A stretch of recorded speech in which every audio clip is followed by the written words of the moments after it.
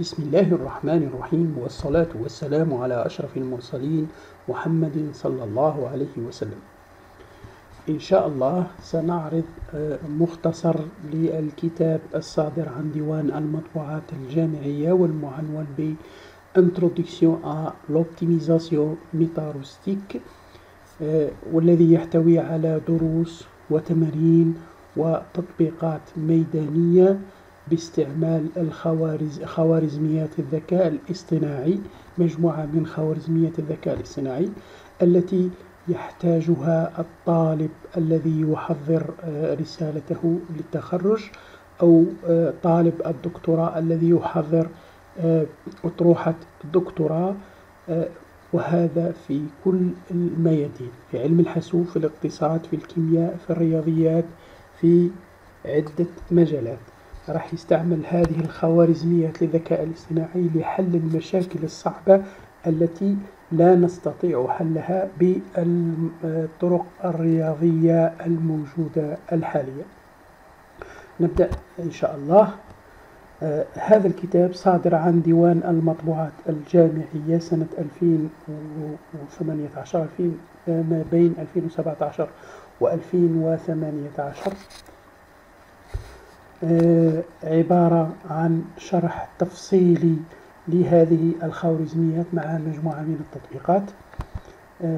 أولا في البداية نود أن نشكر كل الزملاء الذين شاركوا من قريب أو من بعيد في تحقيق هذه النتائج والتطبيقات، وكذلك التشجيع المستمر للكاتب من أجل إنجاز هذا العمل العلمي المهم. Dans ce domaine كذلك نريد أن نشكر الأستاذ البروفيسور معمر بالطيب من جامعة الشارقة بالإمارات العربية المتحدة، الذي قام بالتصحيح والإشراف وكتابة مقدمة لهذا الكتاب، وكذلك إشادته بأهمية هذه الخوارزميات في ميدان البحث العلمي في كل المجالات. Dans ce travail, on a fait un recueil de plusieurs méthodes et algorithmes d'intelligence artificielle, plus de 10 techniques d'intelligence artificielle, avant d'entamer le codage de ces algorithmes en utilisant plusieurs langages de programmation. Il est primordial, afin d'appréhender les différents concepts et de l'analyse numérique, mais également pour éveiller l'insecte de programmation chez l'étudiant. Tous les algorithmes sont écrits dans cet ouvrage en utilisant l'environnement MATLAB, Matrix Laboratory. Dans une deuxième partie, j'ai présenté les résultats de quelques applications dans plusieurs domaines de recherche, variant de la génie électrique, l'automatique, la télécommunication, l'informatique, plusieurs domaines d'application qu'on a inclus ces applications dans cet ouvrage. Quel est l'objectif? L'objectif de ce travail, c'est la mise à la disposition des étudiants des outils pratiques dédiés à l'optimisation numérique en utilisant l'ordinateur. Il est aussi pour vocation de donner les connaissances de base nécessaires pour la compréhension des algorithmes inhérents à plusieurs disciplines. يعني قمنا بشرح مفصل لبعض الخوارزميات المستعملة في عدة تطبيقات في عدة ميادين من العلوم. الكتاب يحتوي على جزئين كما قلنا. الجزء الأول c'est un rappel sur les méthodes d'intelligence artificielle, les 10 méthodes d'intelligence artificielle variant des méthodes des métaheuristiques et aussi de la modélisation en utilisant les réseaux de neurones et la logique flow. Une deuxième partie, on aura un recueil des travaux pratiques pour appliquer ces 10 méthodes d'intelligence artificielle. Bon, quel est l'objectif de l'optimisation? L'objectif principal de l'optimisation, c'est d'essayer d'obtenir le meilleur résultat possible pour un système donné, yani trouver la meilleure solution pour un problème donné. Bon, toutefois, en fonction du contexte ou de l'environnement, le résultat optimal peut être représenté soit par un maximum ou par un minimum. Yani on maximise une fonction ou on minimise une fonction d'erreur. C'est-à-dire minimise une fonction de coût. Les variables d'un système peuvent être classées comme discrets ou continues, soit des variables continues qui peuvent prendre une infinité de valeurs réelles ou des variables numériques qui peuvent prendre quelques valeurs numériques discrètes. Bon, les méthodes d'optimisation sont utilisées pour avoir un minimum en utilisant un ensemble d'entrées. C'est afin de trouver numériquement les résultats optimaux. Yani, on utilise les méthodes numériques pour atteindre une solution optimale. Bon, les méthodes classiques d'optimisation classique connues analytiquement peuvent être décrites comme des algorithmes de recherche de minimum cherchant la surface des coûts pour un coût minimal et donc du défi des minima locaux. Ces méthodes de calcul classiques sont souvent fondées et résolues numériquement. Bon, les méthodes métaheuristiques les plus évoluées, les méthodes d'intelligence artificielle, c'est un ensemble de techniques d'optimisation stochastique. هذه أول خاصية أنهم stochastiques يعني يخدموا aléatoirement et sont inspirés des phénomènes naturels يعني مستنبطين من سلوك طبيعية لبعض الكائنات الحية. On aura deux groupes, sont classés en deux groupes ces méthodes métaheuristiques. Les méthodes à population de solution يعني معتمدين على la population على مجموعة من الحلول نختار منها الحل الأمثل. Bon, هذول sont connus sur l'algorithme évolutionnaire comme les algorithmes génétiques par exemple, les stratégies d'évolution, la programmation évolutionnaire ou les algorithmes ASM de particules. Parmi les méthodes d'intelligence artificielle. Bon, il y a des méthodes à solution unique, comme la recherche de tableaux, le recueil simulé. Ces méthodes fournissent une recherche intelligence sur un espace de solution en utilisant des approches statistiques. Donc, la première approche ou la première technique d'intelligence artificielle, on a la logique flow. Bon, l'idée a été préalablement fondée et introduite par M. Zadar, qui a lancé dans les années 60 le développement de la logique flow en remplaçant la logique booléenne. La logique booléenne qui est basée sur les 1 et les 0. La logique flow, c'est des concepts nouveaux. Propose des valeurs entre les 0 et les 1. Bon. Le concept de logique flow fournit un moyen naturel de traiter les problèmes dans lesquels la source d'imprécision est l'absence de critères nettement définis ainsi que la présence de variables aléatoires. Bon. L'approche flow effectue le calcul numérique en utilisant les variables linguistiques. يعني راح نستعملوا اللغة variables, c'est متغيرات لغوية. le ou, le and, le or, هذو les variables introduites par M. Zadar, c'est des variables linguistiques dont les valeurs sont des phrases dans une langue naturelle ou artificielle.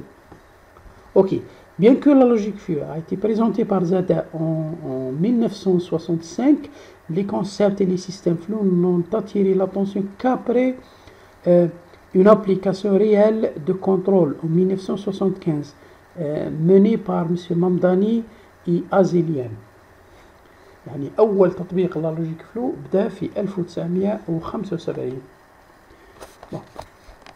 Quelle est l'idée, le concept clé de la logique floue? La logique floue est l'allocation des effets partiels de n'importe quel objet à différents sous-ensembles de l'ensemble universel.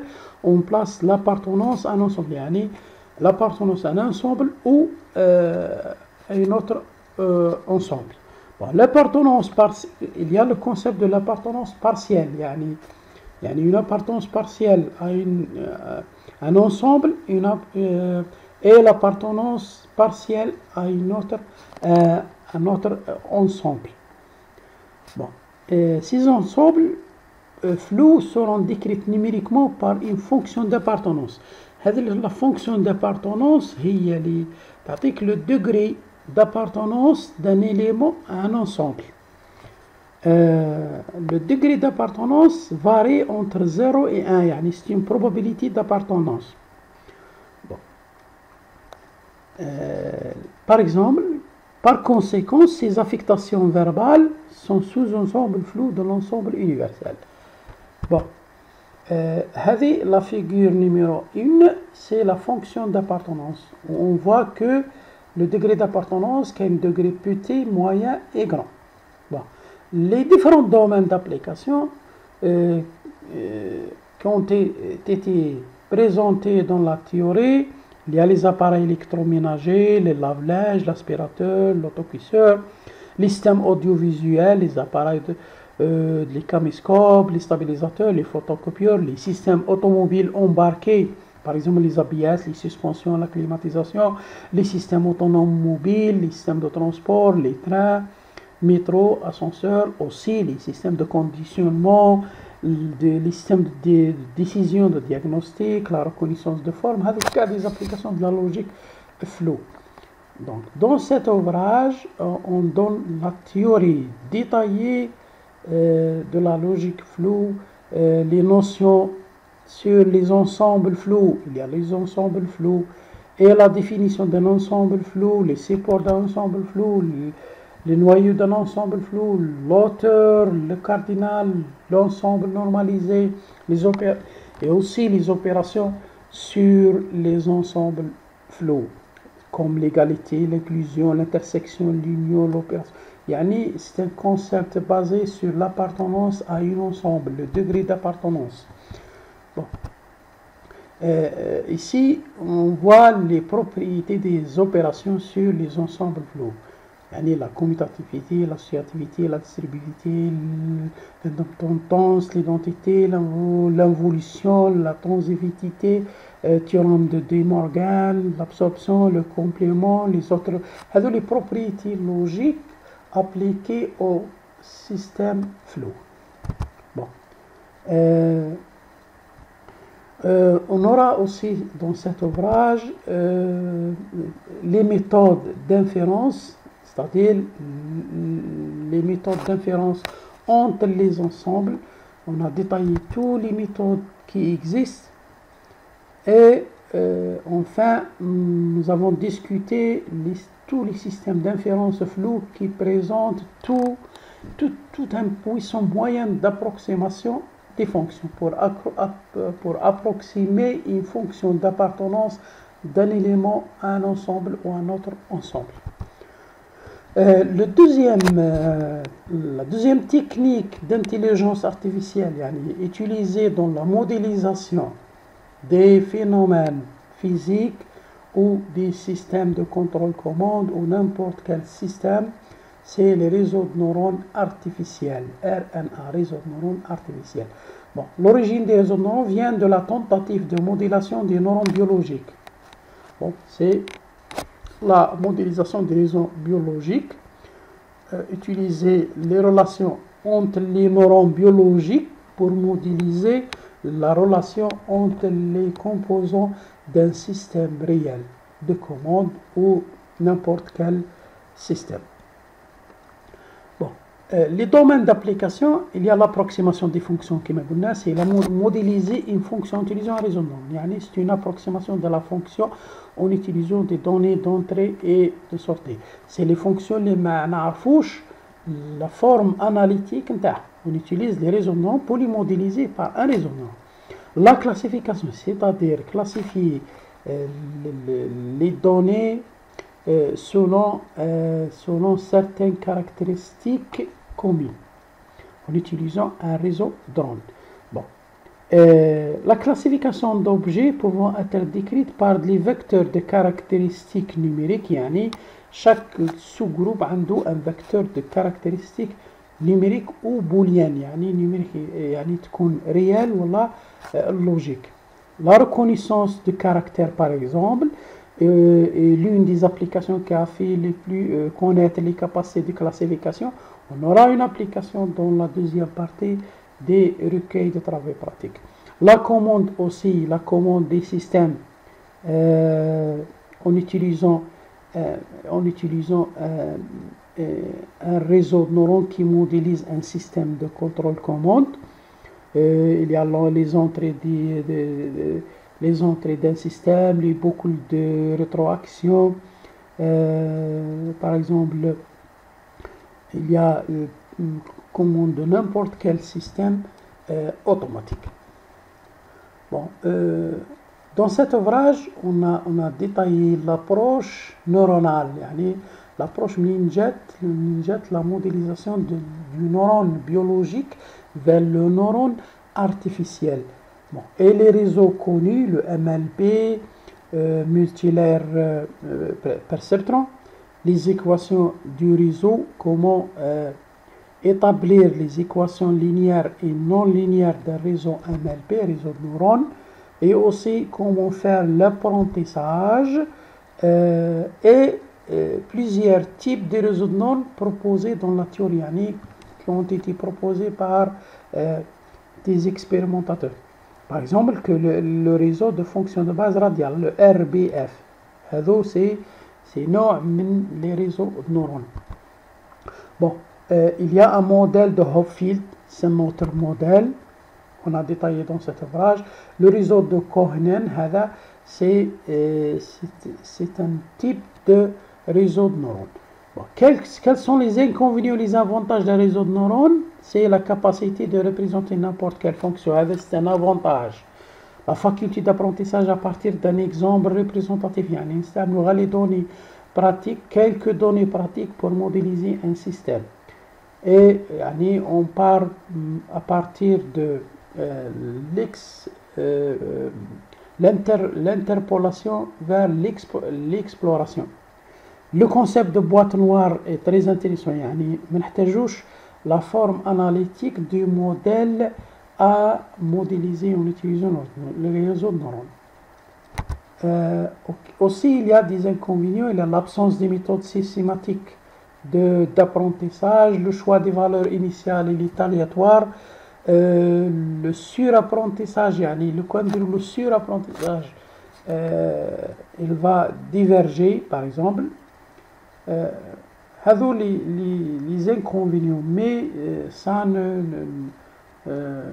met pas cette technique d'intelligence artificielle en question.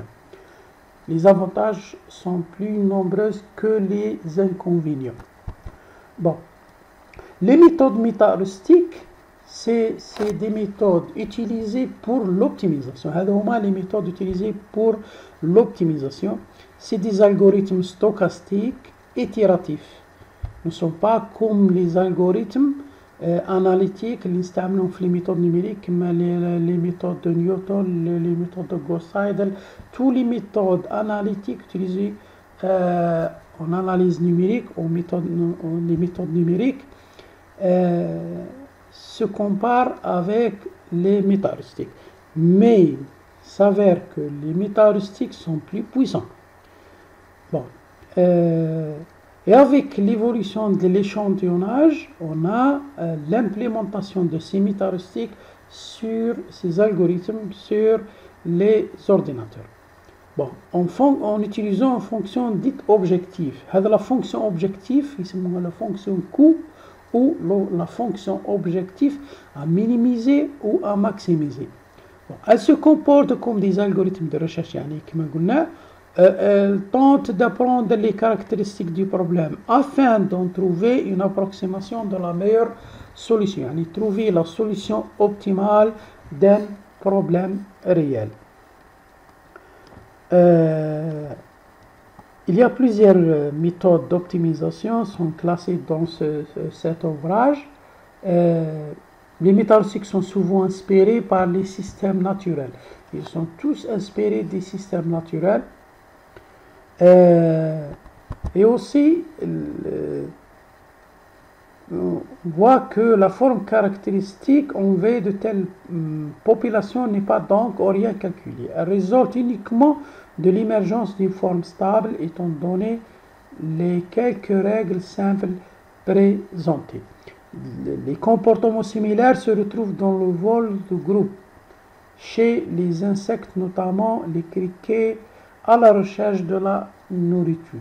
Les méthodes sont inspirées des ensembles des insectes en utilisant la fonction de recherche de la nourriture pour trouver une solution optimale. Bon, la première méthode proposée, on a classé dans cet ouvrage les méthodes historiquement.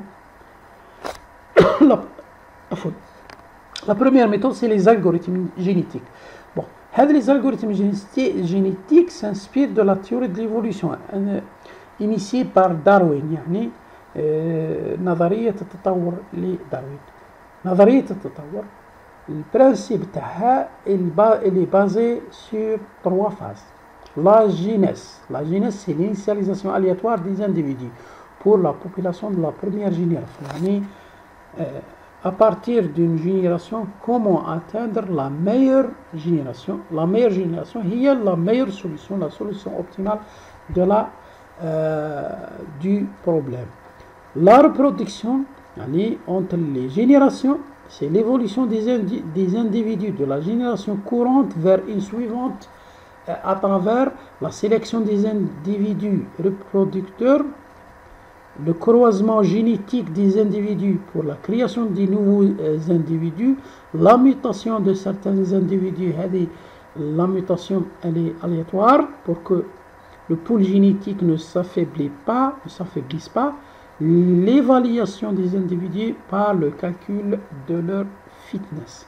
Le calcul de fitness هو calcul de la qualité.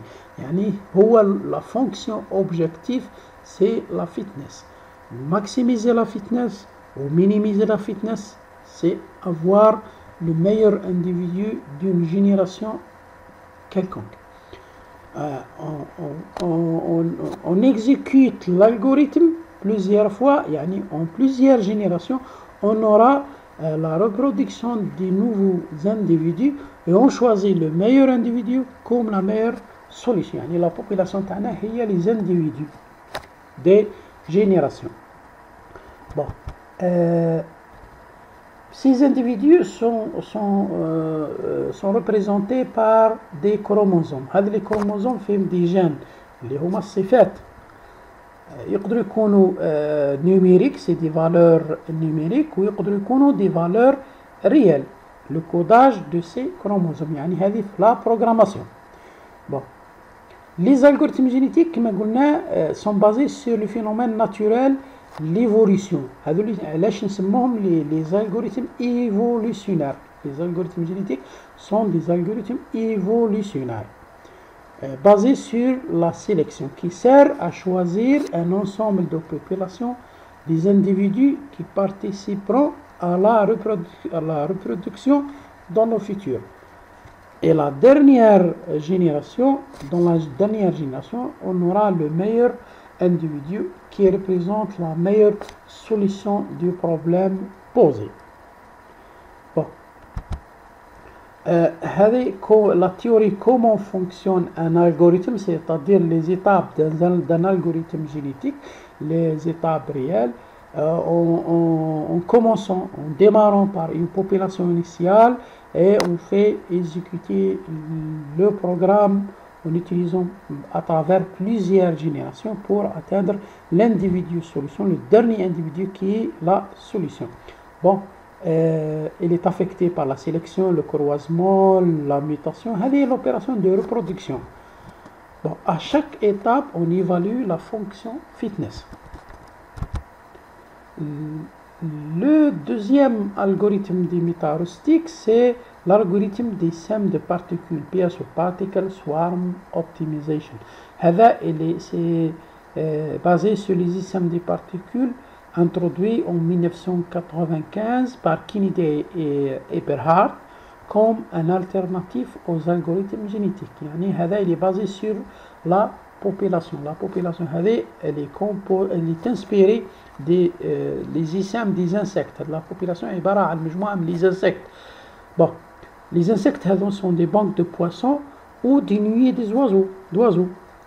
Et leur mouvement coordonné, en effet, tout comme les animaux déplacent en groupe pour trouver la nourriture. هنا ما كاش évolution.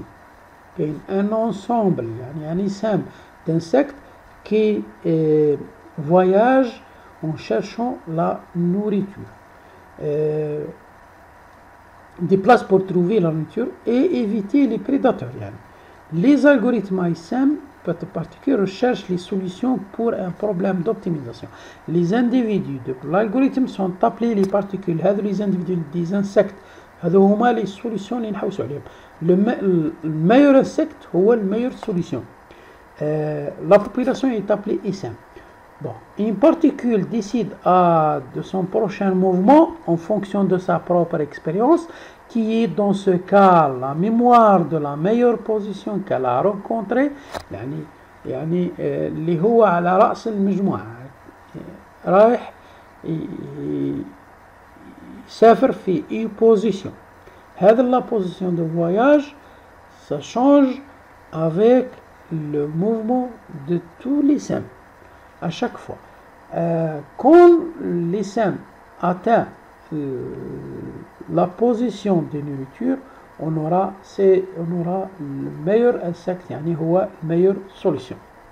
Bon. Bien sûr, il est caractérisé par une position et une vitesse. Une position et une vitesse. Une vitesse, c'est une direction. Une direction vers la nourriture. Bon. هذا هو le principe de l'algorithme PSO. Bon. On développe la théorie de cet algorithme, les étapes de programmation. On calcule la distance, c'est-à-dire la position, la vitesse et la mémoire. La dernière, en dernière position, on trouve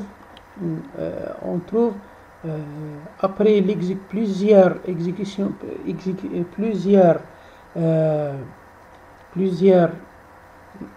exécutions du programme, on aura le dernier individu qui a atteint la meilleure position, la meilleure solution.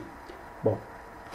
Cette méthode est très efficace pour l'optimisation des fonctions objectifs bruitiers. Il résiste les bruits qui semblent souvent mieux fonctionner que les algorithmes génétiques. Il est mieux que les algorithmes génétiques pour les fonctions objectifs bruitiers, avec bruit. Aussi, un autre algorithme, le troisième algorithme, c'est l'algorithme d'ISAM des bactéries, Bacterial Foraging Optimization. C'est la recherche de nourriture comprend la localisation, la manipulation et l'ingestion d'aliments. Les animaux qui ont de bonnes stratégies de recherche de nourriture sont favorisés car ils peuvent obtenir assez de nourriture pour leur permettre de reproduire. Et donc, ils sont plus susceptibles de profiter du succès de la reproduction. L'algorithme est basé sur la recherche de nourriture par les bactéries. Bon. Cet algorithme, proposé en 2002 par Kevin explique la biologie et la physique des sous-jacentes du comportement chimiotactique, l'alimentation des bactéries, E. coli, ceux qui vivent dans nos intestins. Et donne un programme informatique. Il a donné un programme informatique simple de processus d'optimisation distribué et représenté par l'activité de recherche de nourriture bactérienne, sociale, et l'a appliqué dans les régulateurs adaptatifs.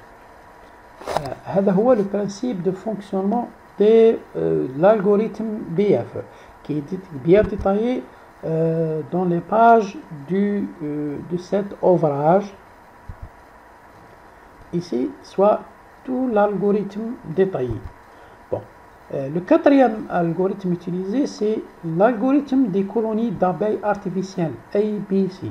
C'est un algorithme artificiel de colonies d'abeilles. Les colonies d'abeilles, c'est un algorithme d'optimisation basé sur le comportement intelligent de fourrager de l'essaims d'abeilles à miel. النحل عندما يكون في رحلته للبحث عن الرحيق من أجل إنتاج العسل، طريقة سلوكه الذكي لاحظه M. Karaboga en 2005. Il a proposé un algorithme informatique qui simule le comportement des abeilles. Bon. Cet algorithme exécute un genre de recherche de voisinage combiné avec la recherche aléatoire et peut être employé pour tous les deux optimisations combinatoires et optimisation fonctionnelle. هذا هو البرنسيب. Le principe de cet algorithme est basé sur les colonies d'abeilles qui contient une femelle reproductrice appelée la reine. La reine avec quelques milliers de mâles connus sous le nom de bourdons et plusieurs milliers de femelles stériles qui s'appellent les ouvrières. Bon, après accouplement avec plusieurs bourdons, la reine reproduit beaucoup de jeunes d'abeilles appelés les couvées. Bon, هذا le comportement des abeilles qui est formalisé dans un algorithme mathématique proposé par Karaboga. Cet algorithme informatique qu'on peut l'implémenter en utilisant un langage de programmation informatique. Bon. L'autre algorithme, le cinquième algorithme, c'est l'algorithme d'optimisation du coucou. C'est un algorithme basé sur, c'est parmi les derniers algorithmes métarustiques inspirés de la nature développés et basé sur la dépendance des couvées de certaines espèces de coucous. De plus, cet algorithme est renforcé par le soi-disant le vol de Lévy plutôt que le simple randonnée aléatoire isotone. Bon, les coucous sont des oiseaux fascinants. هذه الأنواع تاع الطيور non seulement en raison des bons sons qu'ils peuvent faire, mais aussi en raison de leur stratégie de reproduction agressive. Il y a certains coucous qui pondent leurs œufs dans les nids communs, bien qu'ils puissent enlever les œufs, les autres pour augmenter la probabilité d'éclosion et de leur propre pour simplifier la description de cet algorithme. On utilise les trois règles. Chaque coucou prend un œuf à la fois et le déverse dans un nid choisi au hasard. Bon, les meilleurs nids avec des œufs de haute qualité sont transférés à la prochaine génération. Le nombre de nids hôtes disponibles est fixé et la probabilité d'un œuf pondu par un coucou soit découvert par l'oiseau hôte est une probabilité entre 0 et 1. Bon. هذا هو le principe de l'algorithme COA Cuckoo Optimization Algorithm. On a proposé un flowchart, un algorithme pour l'implémenter en utilisant un langage de programmation. Bon, l'algorithme, le sixième algorithme, c'est l'algorithme de recherche des corbeaux, le CSA. Le CSA, c'est les corbeaux sont considérés comme des oiseaux. C'est un algorithme basé sur les ISM, basé sur le comportement des oiseaux, le comportement naturel. السلوك الطبيعي للطيور. Bon, les طيور هذول les plus intelligents. Les corbeaux هذول contiennent plus des cerveaux, des grands cerveaux par rapport à la taille de leur corps. Bon, sur la base d'un apport entre le cerveau du corps, leur cerveau est légèrement inférieur. Bon, cet algorithme de recherche des corbeaux, le CSA, est une nouvelle méthode méthodologique très récente en 2010-2011, est aussi basée sur le comportement intelligent des corbeaux, bien sûr. Cet algorithme est basé sur l'idée que les corbeaux stockent leur excès de nourriture dans des cachettes et les récupèrent quand il est nécessaire. Les principales raisons de l'utilisation de ça sont la mise en œuvre facile. La programmation elle est facile. Il a des étapes très simples. Et on peut résoudre un problème complexe en utilisant un petit algorithme. Un simple algorithme. Bon. Sur la base du comportement intelligent mentionné ci-dessous, un algorithme méthodologique basé sur la population CSA est mis en point. Bon. Dans cette phrase, on propose l'algorithme suivant. Les corbeaux vivent sous la forme de troupeaux. Les corbeaux mémorisent la position de leur cachette. Les corbeaux se succèdent pour faire le vol. Les corbeaux protègent leur cache d'être pillés par une probabilité. La probabilité اللي راح نستعملوها pour atteindre la meilleure solution اللي هي la meilleure position des nourritures. Bon. Les étapes de fonctionnement de cet algorithme de CSA. On passe directement à un autre algorithme, le septième algorithme, c'est l'algorithme de navigation des papillons, le MFA. كيف تطير الفراشات. Bon, هذا est présenté par M. Mirjali Lili. Le MFA est inspiré par les comportements de navigation d'orientation transversale des papillons, la navigation d'orientation transversale des papillons. Il possède des capacités de recherche locales et globales et est efficace dans la résolution des problèmes d'optimisation avec des espaces de recherche contraints et connus. L'algorithme MFE est basé sur le comportement de navigation des papillons et donné en utilisant un simple algorithme avec plusieurs étapes bien sûr détaillées et en utilisant une probabilité de position. Il est montré que le CSO fonctionne mieux que le PSO et ce qui concerne la vitesse de convergence et l'erreur carré moyen résiduel. Mais il est nécessaire d'avoir un temps de calcul plus élevé. Il nécessite un temps de calcul plus élevé, mais il donne des résultats plus meilleurs. Bon. L'optimisation binaire des ISM de chat, le PCSO, c'est un algorithme évolutionnaire récemment développé qui imite le comportement naturel des chats et entre dans le cadre du groupe d'intelligence des ISM, bien sûr, le comportement des chats.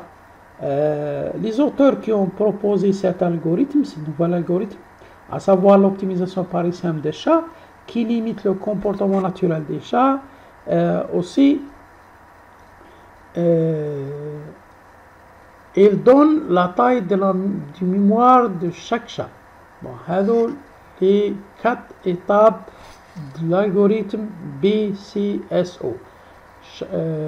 Premièrement, le variable SMP. Il donne la taille de la mémoire de chaque chat dans lequel le chat devrait améliorer. le SRD, qui prenant en compte la gamme mutative des positions des chats composées de m dimensions. Le coût, le CDC, c'est un coût, c'est-à-dire il contrôle le nombre de dimensions qui seraient modifiées. Bon, la position considérée SPC, c'est une variable booléenne évaluée pour décider si la position actuelle est une solution candidate ou non. Bon, un algorithme est proposé dans cet ouvrage pour implémenter cet algorithme. Bon. L'optimisation à base de biogéographie. C'est un algorithme basé sur la géographie, يعني recherche des zones dans une géographie. Bon. C'est un algorithme inspiré par la biogéographie. De même que l'autre algorithme évolutionnel BIG dont l'optimal coût, la vitesse de convergence lente sont deux problèmes probables. Comme son nom indique, l'algorithme de biogéographie optimisation a été inspiré par la biogéographie, bien sûr, imite la relation entre les différents espaces, imite la relation entre les habitants situés dans des habitats différents en matière d'immigration. L'immigration et la mutation des habitants dans plusieurs positions géographiques. Bon, dans cet algorithme, simuler l'évolution des écosystèmes continue de la migration et de la mutation entre les différentes régions géographiques séparées vers une situation stable. L'objectif, c'est atteindre le processus de recherche sont identiques à celle d'autres algorithmes évolutionnels, mais c'est chercher la meilleure position géographique de point de vue optimal. Bon. Bien sûr, comme les autres algorithmes, plusieurs étapes ont été proposées dans la théorie pour faciliter son implémentation. Bon. On peut aussi, en utilisant ces 10 algorithmes, on peut faire la synergie, l'hybridisation de 2 algorithmes, 3 algorithmes pour atteindre une solution meilleure qu'on utilise un seul algorithme unique. On a donné dans cet ouvrage un exemple de synergie ou la d'hybridisation entre les PSO et les PFO, avec un exemple d'application bien sûr. Bon.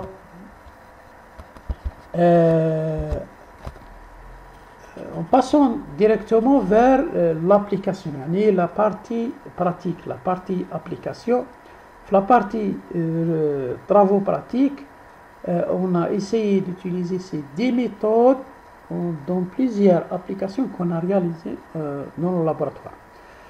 Bon, l'application, il y a le régulateur PID flou de type 2 pour les convertisseurs CDC Boost. Les régulateurs, classiquement, ils ont utilisé l'asservissement classique. Bon, on introduit la logique floue pour avoir le meilleur régulateur en utilisant la logique floue. C'est la commande floue d'un convertisseur DC-DC.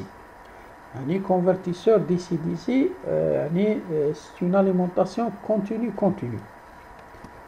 On a développé le régulateur, la partie électrique et la partie simulation, et ensuite on a introduit le concept flow, de la logique flow de type 1 et de type 2.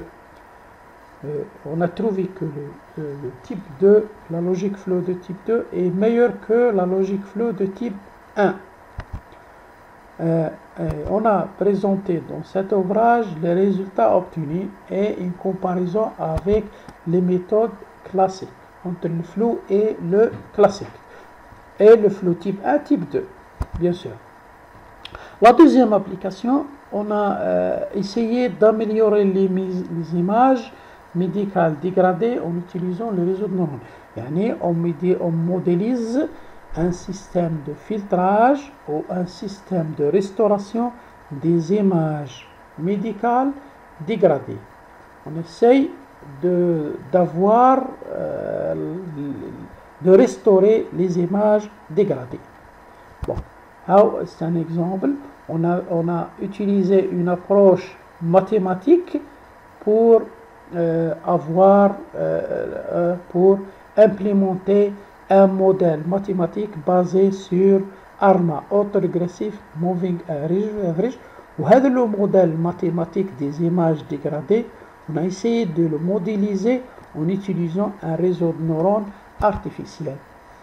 Ici, c'est l'implémentation sous MATLAB du réseau de neurones avec la minimisation de la fonction objectif, et on a appliqué à des images de texte en arabe, en anglais, en français, et aussi on a appliqué sur des images tests et des images médicales. On a utilisé des tests pour comparer nos résultats avec les résultats obtenus en utilisant les modèles simples, les modèles classiques, analytiques, et on a trouvé des meilleures solutions. Bon. La troisième application, c'est on a essayé d'améliorer la qualité de l'énergie électrique. Améliorer la qualité de l'énergie électrique, يعني enlever les harmoniques non utiles dans un système de conversion électrique. Par exemple, un hacheur. هذه الharmoniques كانوا بكرينهم en utilisant des filtres classiques. Maintenant, on peut utiliser un algorithme d'optimisation métaheuristique pour minimiser ces harmoniques à plusieurs degrés. On a obtenu des bons résultats en minimisant ces harmoniques. Et on a fait une comparaison. Bon. La quatrième application, c'est on a essayé de commander un système UPFC. هذا le système qui entre dans les performances du FACT, Flexible AC Transmission Systems.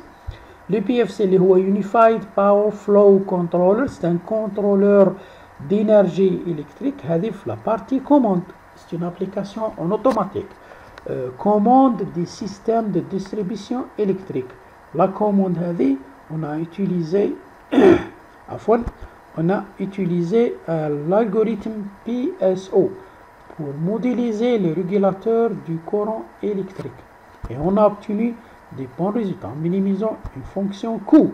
On a minimisé le coût, on a minimisé les harmoniques et on a atteint des bons résultats du régulateur qu'on a présenté dans cet ouvrage.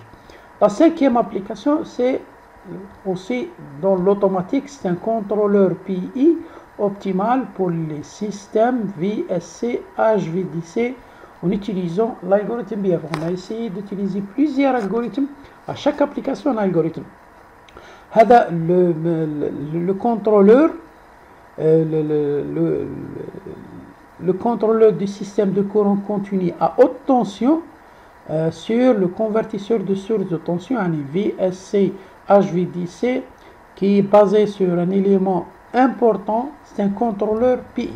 L'implémentation de ce contrôleur PI est optimisée en utilisant l'algorithme d'optimisation Bacterial for Aging Optimization. On a présenté la topologie, la commande et le régulateur PI optimisé en utilisant le BFO. هذه هي la commande PI. هذا le contrôleur. On a présenté les résultats de simulation, on a minimisé les harmoniques et les fluctuations dans ce système. La sixième application, c'est la conception optimale des réseaux d'adaptation des antennes large bande en utilisant l'algorithme ABC. C'est une application en télécommunication. On a essayé de modéliser un réseau d'antennes d'adaptation en télécommunication. Bon. Bien sûr, c'est large bande interne. Les antennes large bande, les circuits de matching, d'adaptation. On a optimisé les valeurs, c'est-à-dire les valeurs d'impédance, les résistances, les condensateurs, les inductances. on a trouvé les valeurs optimales pour implémenter ce circuit, ce réseau d'adaptation. On a présenté les résultats, on a trouvé des bons résultats. Bon. Pour la même application, en télécommunication, on a essayé de concevoir, trouver une conception optimale des réseaux d'adaptation des amplificateurs à faible bruit en utilisant l'algorithme SIA. Ici, on a utilisé un autre algorithme métaheuristique pour concevoir un amplificateur avec faible bruit, en minimisant les bruits. Les amplificateurs d'adaptation sont utilisés dans les systèmes de réception de télécommunications à haute fréquence. Et on a trouvé les meilleurs résultats des inductances, des capacitances, des résistances en utilisant cet algorithme. Les composants de l'amplificateur, les composants optimaux, les valeurs optimales de ce composant. Et on a essayer de le comparer en utilisant les méthodes classiques. Huitième application, c'est la conception optimale des filtres IR basés sur la norme LP en utilisant l'algorithme CSA. On a utilisé un autre algorithme CSA, un algorithme métaheuristique, pour implémenter un filtre IR, un filtre optimal. Yani, on a implémenté un filtre numérique qui est utilisé dans le traitement de signal délicat. Comme par exemple, on a présenté dans cet ouvrage une application sur les signaux ECG. Par exemple, c'est des signaux très délicats à filtrer en utilisant un filtre IR optimal. Le filtre est conçu en utilisant l'algorithme CSA. On a essayé de trouver les meilleurs résultats, la meilleure réponse de ce filtre, c'est-à-dire la réponse fréquentielle de l'amplitude, la réponse fréquentielle de la phase, et on a augmenté l'ordre du filtre et on a trouvé les meilleures valeurs de ce filtre, les meilleures valeurs des composants électroniques utilisés dans ce filtre, avec une meilleure stabilité, la position des pôles zéro de ce filtre. Bon. On a appliqué sur plusieurs types de filtres, les filtres low pass filter, les filtres pass bas et les filtres pass haut. Bon. La neuvième application, c'est la restauration des signaux dégradés en utilisant l'algorithme de navigation de papillon. Ici, on a utilisé l'algorithme métaheuristique MFA pour éliminer, pour faire le lissage des signaux 1D et 2D. On utilise bien sûr une approche mathématique optimisée en utilisant l'algorithme métaheuristique MFA. Bon. La régularisation des Tikhonov est une approche variationnelle mathématique utilisée pour restaurer les fonctions dégradées, les signaux dégradés, soit les signaux 1D qu'on voit dans les résultats de simulation dans cet ouvrage, les signaux 1D, une dimension de fonction à une variable dégradée. Et aussi, on a utilisé dans la restauration des images, les fonctions à deux variables 2D, les signaux 2D dégradés pour avoir la meilleure résultat de lissage et de restauration. La dixième application, on a essayé de concevoir bien sûr des filtres IR pour les signaux ECG en utilisant l'algorithme BCSO. L'application ressemble à la conception des filtres IR, mais ici avec une application sur les impulsions ECG. Et pour trouver, pour éliminer les bruits de 50 Hz du secteur à l'aide d'un filtre, donc un filtre qui rejette une bande de 50 Hz, la composante 50 Hz. Et ce filtre peut supprimer tous les bruits, principalement le bruit de l'alimentation. Et aussi trouver la bande de base de ce signal ECG. Bon. Et on a trouvé des meilleurs résultats en comparaison avec les méthodes classiques.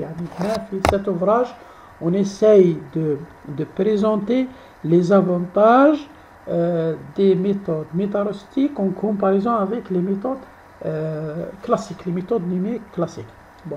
Une autre application, c'est la réduction optimale des modèles complexes à l'aide d'une approche optimale hybride. Yani, les méthodes, les grands systèmes complexes qui ont une fonction très complexe, on essaie de réduire l'ordre en conservant le comportement de ce système. Yani, on utilise un modèle plus simple, yani, enlever la complexité en utilisant une approche hybride. Yani, on a utilisé deux algorithmes, la synergie de deux algorithmes, l'hybridisation de deux algorithmes PSO et BFO, Bacterial for Aging Optimization. Les modèles des systèmes de contrôle modernes sont d'un haut ordre, yani un ordre, très grand ordre. On a essayé de réduire l'ordre du système complexe et en gardant le même comportement des systèmes complexes dans les systèmes réduits. Bon.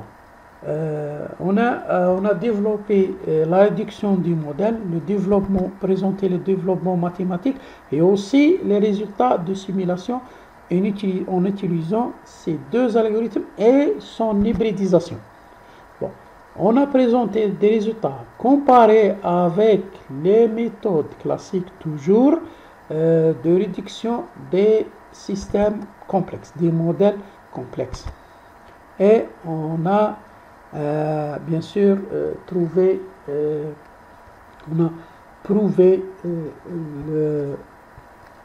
les avantages de ces méthodes d'optimisation méta-heuristique. Donc cet ouvrage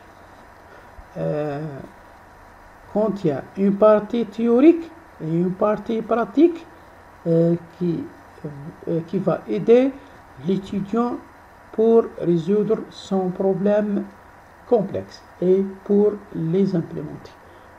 Des codes de ces programmes sont associés sur CD avec cet ouvrage où on peut contacter l'auteur pour avoir l'implémentation de ces algorithmes sous des programmes informatiques. Et merci pour votre attention.